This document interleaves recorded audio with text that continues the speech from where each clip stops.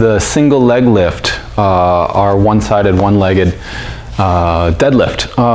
The principle, the pattern behind the single leg lift is the pattern of lifting. And what we want to really practice is learning how to use the lower body to lift the body in anything that it happens to be holding versus using the upper body to lift. That's where our backs get thrown out. That's where upstairs tension gets reinforced, and where people end up feeling a lot weaker than they actually are because they just haven't patterned themselves to understand what's going on back here and how to use these. So we want to use lower body and the hips to lift, not the upper body and the back. Number one, establishing root. So your root is going to be on that standing leg. This is where the strength comes from. The balanced leg, I like to sometimes call the squirrel tail or dinosaur tail, is just a counterbalance. So it doesn't matter what it's doing. The leg can be bent, the leg can be straight. It doesn't matter what it's doing as long as it's helping you maintain your root on your standing leg. So learning to do that first and establishing root is the start of the single leg lift. Start from the top. When you pick up the weight, stand next to it. You can use both feet. And keep that weight inside of your center of gravity. Don't pick the weight up far away from you and put it in your back and then bring good movement to it.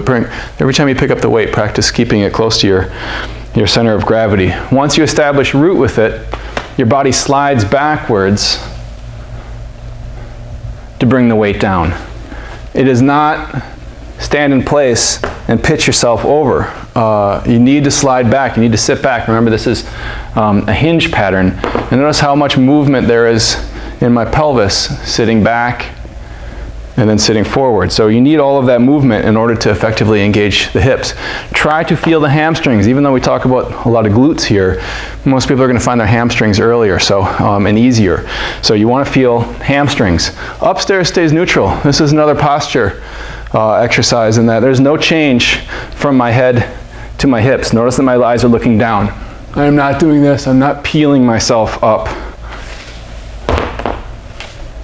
I want to look down. I want to establish a point on the ground to look at. If it helps to just keep looking at that, that's fine, as long as it doesn't pull your alignment into that forward position. So neutral spine. Lift and lower with equal attention. So you don't want to see someone kind of rushing to get down there and then hope they get it back up. You don't want to bounce these. It's not power, it's not fast. You want to lift and lower with equal control. That's what we want to see. Remember, we want to see more good reps rather than a few crummy, really heavy reps. We want to see people focusing on whatever is limiting them. So if one side's weaker than the other, that's the limit. If they feel like it's mostly about their back, then they're working on getting out of that. If balance is a real issue for them, they can either use a little bit of contact on the toe or a little bit of contact with their hand. Put them up against a wall